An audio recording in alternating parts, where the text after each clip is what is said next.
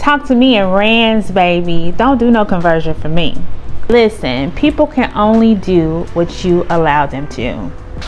Don't allow yourself to be taken advantage of. Meanwhile, you smuggling your favorite cereal and snacks through customs, and all these kids want is Weet-Bix. Don't project your racial trauma on folks whose experience doesn't align with yours.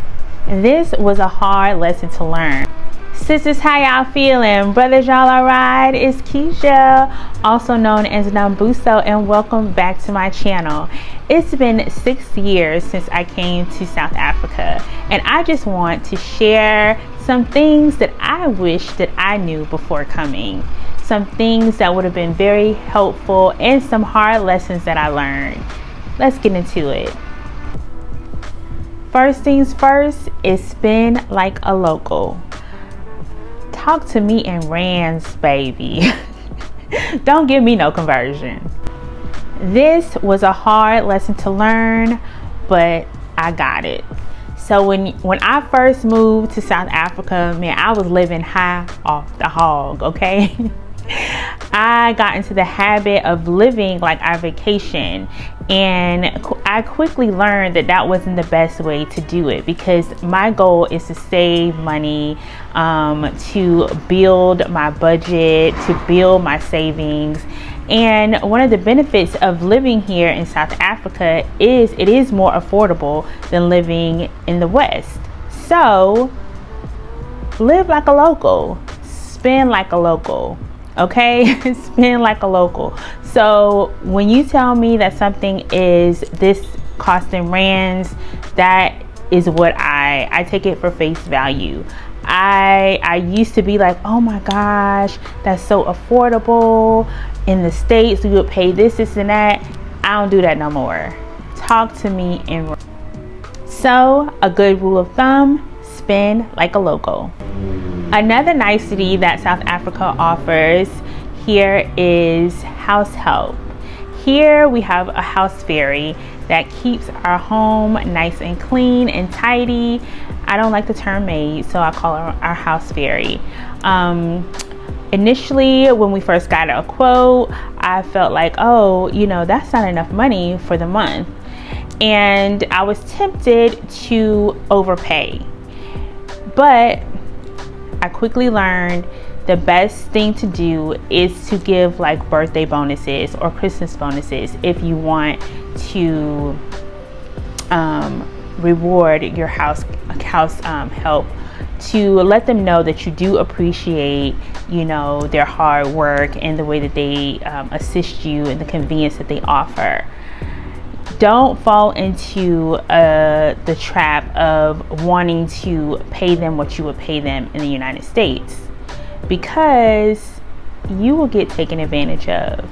Sadly, you will get taken advantage of. Next thing you know, they're thinking, oh, this person is so nice, they're so giving. Next thing you know, they're asking you for things like, can I have this? And then they're making it uncomfortable for you.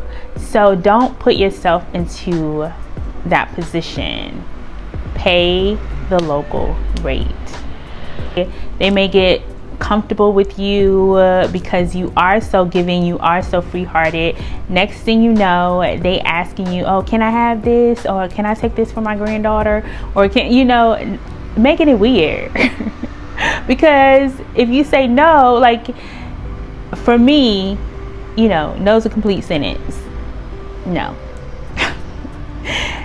Are you asking the other people who you clean for? Are you asking them for things, or are you just asking me because I'm from the States and you think, oh, she can just get another one? Just don't start the habit. That's all I'm saying. Don't start the habit. Don't do anything that you can't keep up with, that you can't continue with. So set boundaries. Don't overspend, and you'll have a great ease of adjustment. Okay, People can only do what you allow them to do. Don't allow yourself to be taken advantage of.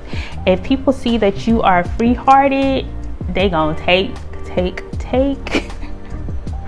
Listen, the well, they feel like the well is deep, the well is everlasting, okay? When the well could dry up, okay? So don't let people use you.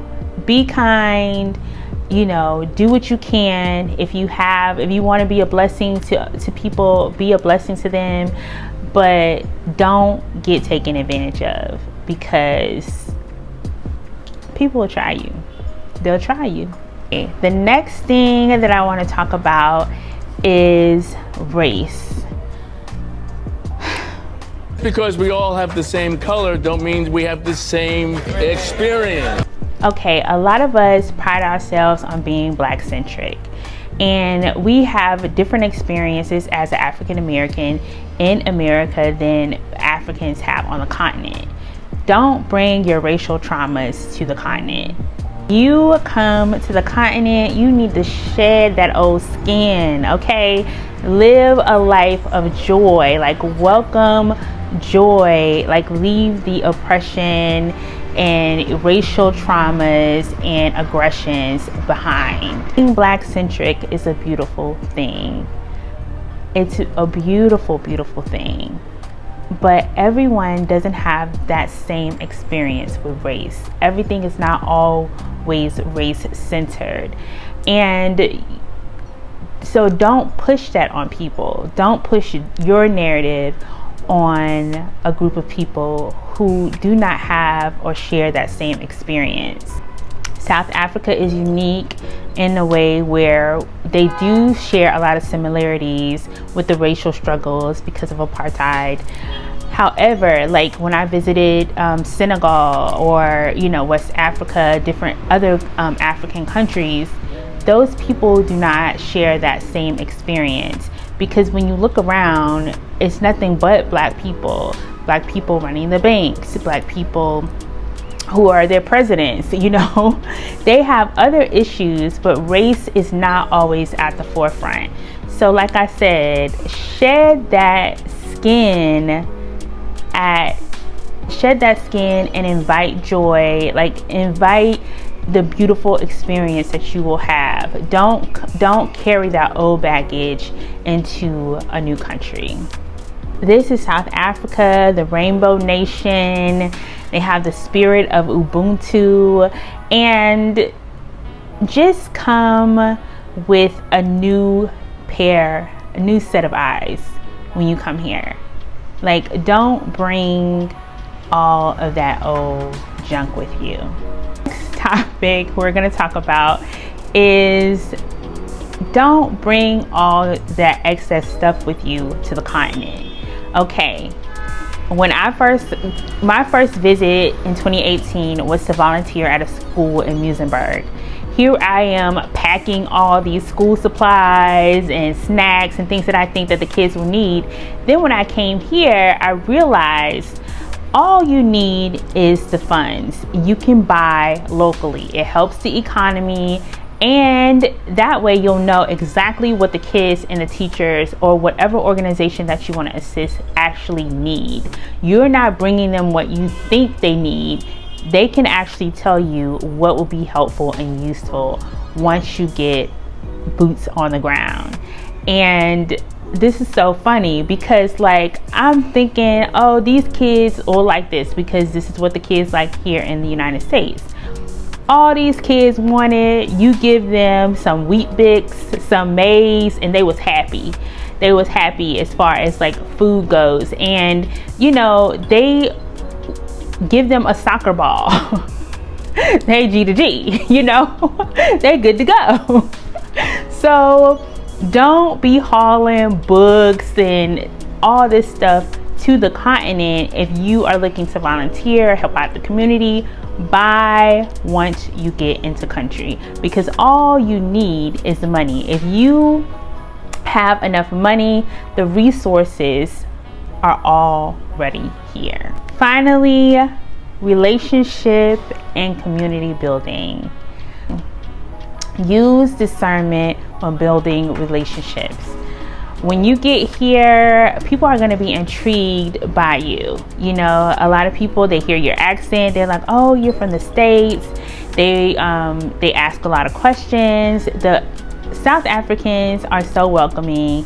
They are so interested, like genuinely interested in knowing about you. But you still need to use discernment when building friendships, okay?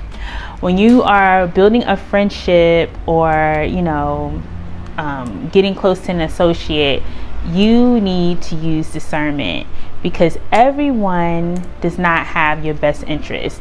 They may be trying to see, you know, what can you do for me? I think a funny thing is people think you're from the United States. They may have always dreamed of going to the US, and they think maybe you could get them a green card or something. You know, maybe you can get them a green card, and you don't have more. I mean, I'm retired Air Force, but I don't have any more pull than you have of getting my visa done at Home Affairs or VFS. You know, I still got to go through the process and everything, and that's just the way it is. Accent, they are not shy about asking for stuff. You'll be like, so just like that, huh? You gonna ask me for 400 rand? Just like that? You just met me, you know? It has happened to me a lot of times being here. You're friendly, you speak to people, they may see you often, and they get real comfortable real quick. Not all, but some people. So don't let people take advantage of you. This last one I'm gonna throw in is just a bonus, because I just believe whatever space that you occupy in the world, you should try to make that place better than you found it, or contribute in some way to make a better change. So y'all know I love volunteering. Here there are 2 organizations that I love to volunteer with. One is Ladles of Love. We feed the homeless. They actually have a garden, community garden. They do, they help local schools, help feed local kids. They're just like a great organization. If you are coming to South Africa, they are located in Johannesburg as well as Cape Town, and just spend some time like volunteering with them. You meet some great people. I have met so many great people volunteering. Another organization that I like to volunteer with is the Hope Exchange. They also do great things in the community. They have the Dignity Kitchen as well, where they feed homeless. They can help people if they need clothes for interviews and all that stuff. So I'm just throwing that in. That's just an extra extra thing that I wanted to share. If you are coming to Cape Town or coming to South Africa, those are some great organizations to volunteer with, to get involved with, and to just network and meet new people. Those are just a few things that I wish I knew before coming to South Africa. What are some things that you wish you knew before coming to the continent? Leave a comment down below. Thank you so much for taking this time to watch the video. Please like, comment, and subscribe.